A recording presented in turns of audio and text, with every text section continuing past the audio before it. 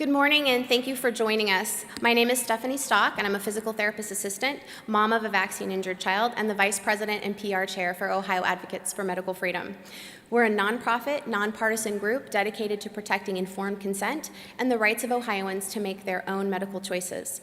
We organized this event today to raise awareness for vaccine-induced Guillain-Barre Syndrome and the catastrophic events that employer flu shot mandates have on the lives of Ohio workers and their families. Let's now welcome our first speaker, Michael Bailey Jr. Mike is a healthcare IT professional and the son of the late Michael Bailey Sr., who was better known and lovingly referred to by his family and friends as Big Mike. His wife, Haley, is a registered nurse and is studying to be a nurse practitioner. Mike Sr.'s vaccine injury story is what led OAMF to entitle HB 193 Big Mike's Bill. Michael Jr. is here today to discuss how an employer flu shot mandate changed their lives forever. Mike, please join us.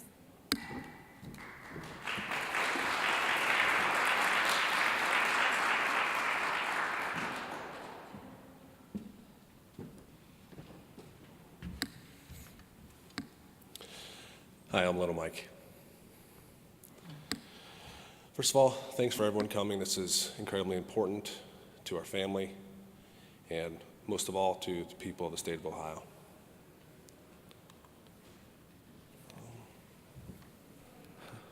My dad was born on October 23rd, 1954, to the son of Hungarian immigrants, Eugene, and his mother, Carola.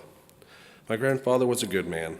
I cannot say the same for the woman that was my grandmother.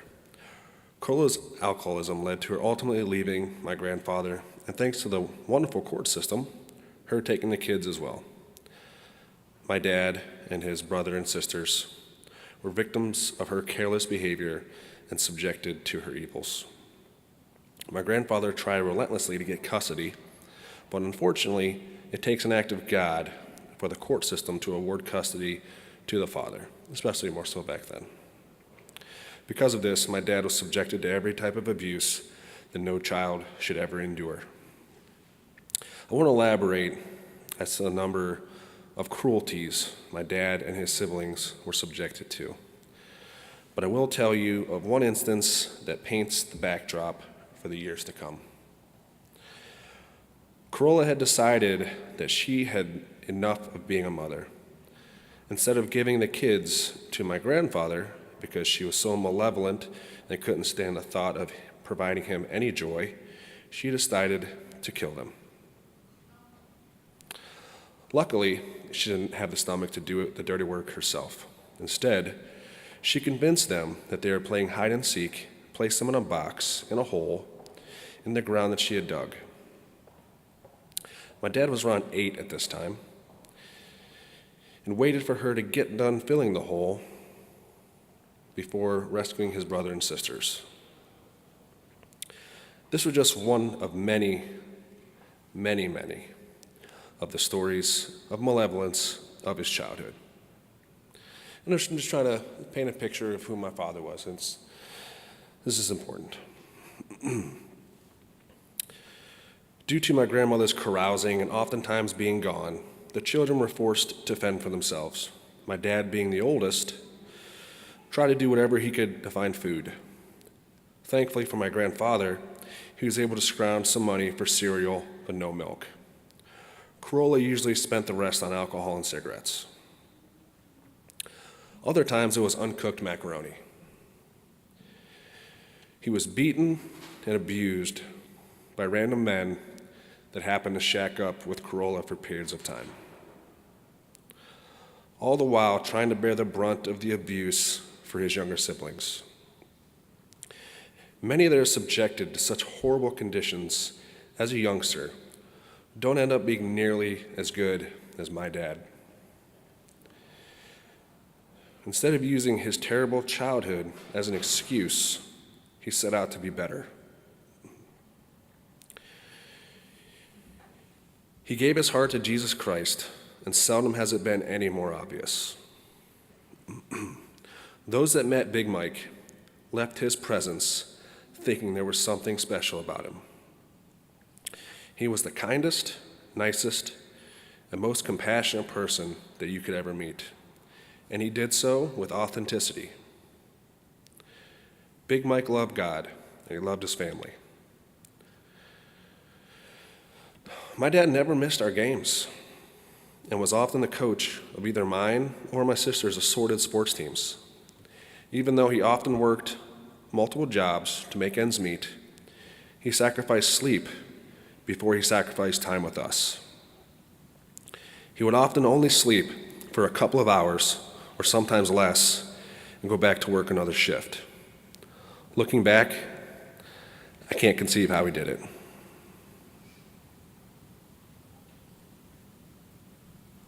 The good years.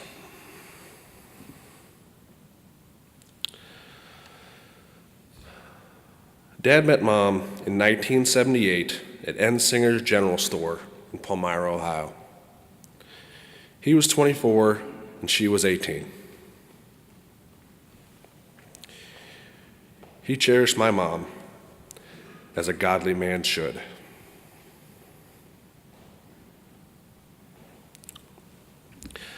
I remember him telling me when I was a young kid, just starting to think about girls that way. And kids would often make fun of having a girlfriend or would razz each other for showing affection to them. He said, "Mike, the manliest thing you'll ever do is love your wife."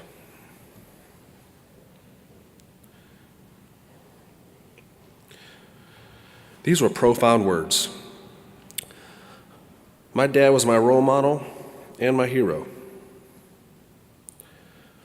Those words were forever etched in my soul, unable to ever be overwritten.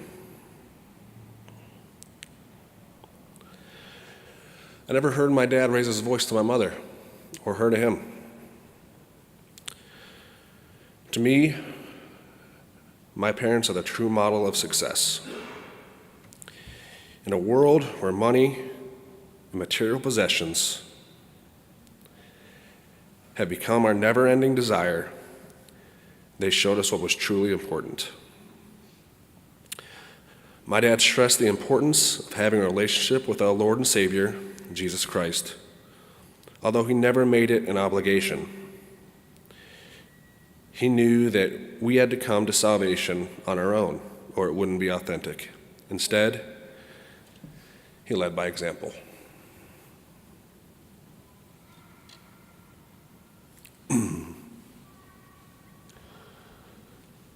This picture was taken 2 months before he would eventually get the flu shot. At this point, I had been arm wrestling semi-professionally for a little bit and gone to some tournaments and done pretty well. I'd lost left-handed, I hadn't lost right-handed, and I decided it was time to take out the big fella. So I went home, told Dad, let's arm wrestle. And he did just like I have done to many people to this day. He just looked at me and he said, "Whenever you're ready." And I'd already been going.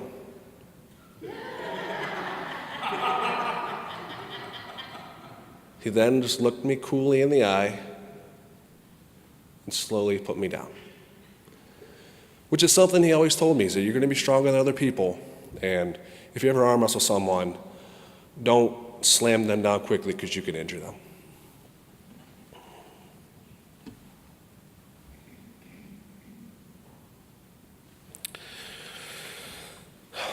On December 12th, 2012,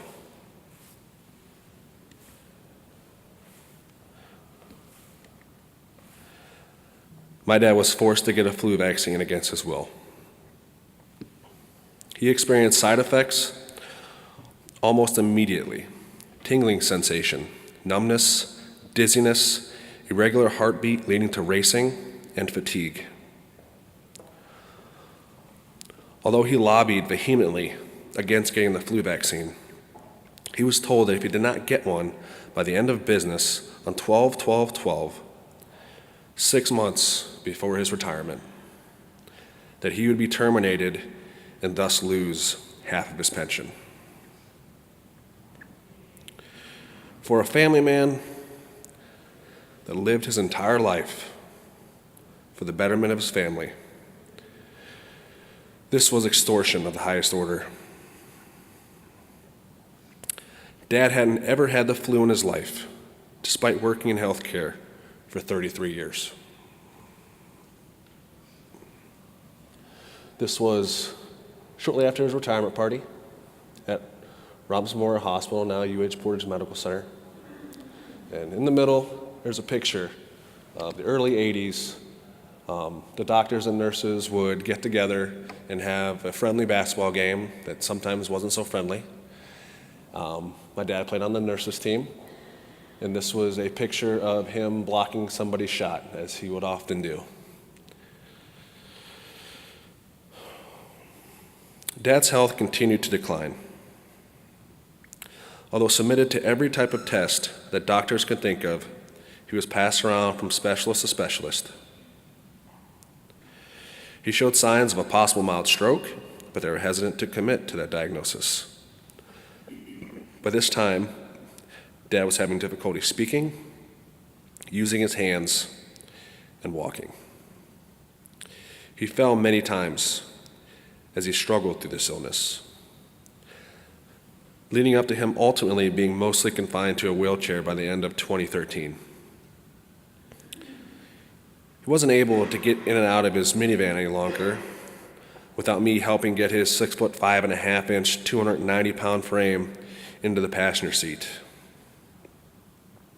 It wasn't easy. On May 15th, 2013, after countless tests and a lack of diagnosis, he was given the diagnosis of GBS, only to be overruled by an HHS doctor for a diagnosis of ALS. Not because they had found some concrete evidence to support the diagnosis, but because of the opposite. They were unable to diagnose my dad with anything other than knowing it was probably neurological due to his symptoms.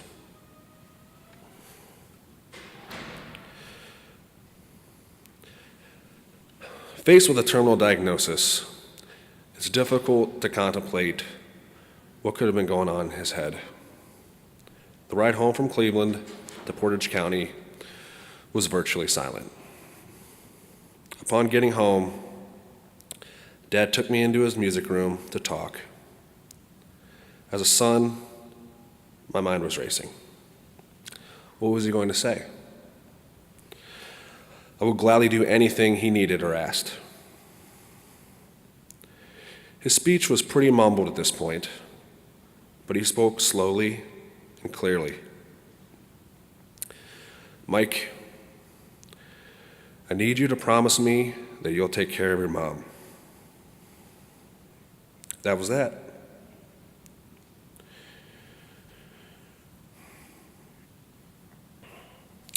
He didn't cry, woe was me.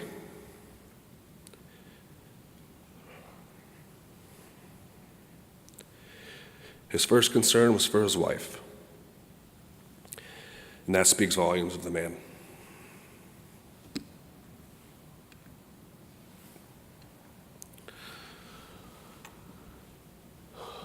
So these three pictures show a little bit of the decline and the progression of the neurological damage caused by the flu shot that he received on December 12th, 2012.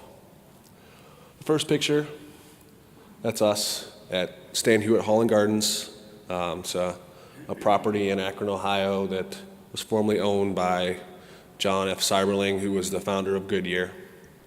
It's a very impressive mansion, and Dad loved to go there. You know, he loved the house, but he really loved the grounds. He loved the gardens that are outside. They're very beautiful. They're kept up to this day. At this point, he was able to walk in short spells, although he was prone to stumbling and falling. He had lost a lot of the use of his hands. You can see his shoulders are starting to droop forward, where in the past he was a very robust man, and his shoulders were always back and his chest was out. His posture was declining. Through much of the tour, Dad had to stay behind, although I offered to carry him up and down some steps. Dad never wanted to be a burden. So we cut the inside tour a little bit short, and we viewed the grounds. As you can see by the looks on our faces, it was a good day. The second picture, that was my then fiance, now wife, helping my dad do what he called his knee bends. At this point, he was unable to walk at all. He was confined to a wheelchair, but if you helped him get up and put him in front of his old exercise bike, he could sit there and do some knee bends. And if you could think about what it's like to be confined in a wheelchair, if you could do anything to just get up and move your legs a little bit, it meant the world to him. 18 months later, that was no longer an option. He was completely invalid at this point. He was no longer able to do knee bends. Here, I would help him do his exercises, which was basically just stretching his arms out and moving his arms, and we'd put him in his recliner and move his legs in and out, and he'd try to provide some resistance with his legs, and it felt good for him, and I was glad to help him do it. At this point, he's, as well as the previous picture, he is no longer able to speak, and if you can see in the corner of the bottom right picture, was what's called a Dynavox device, and that helped Dad speak with his eyes. That was a godsend.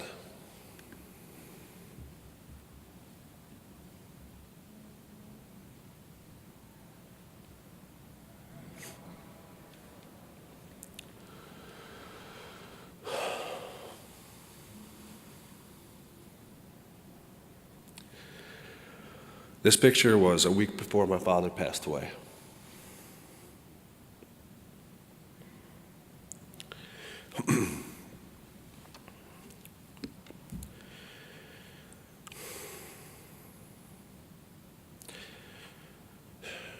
After fighting long enough to see his daughter and son get married and to see the birth of his first grandchild, Big Mike Bailey succumbed to neurological damage caused by the flu shot on July 27th, 2017. He was 62 years old, a man who otherwise had been one of the healthiest 58-year-olds you could have ever laid your eyes on.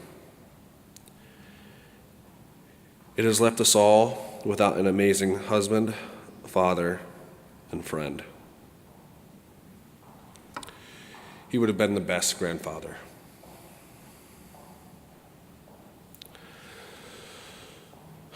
He was stolen from us. And we're here today not to just tell my dad's story, but what my dad wanted more than anything was to make sure this didn't happen to other people, so that you don't have to lose your father or your husband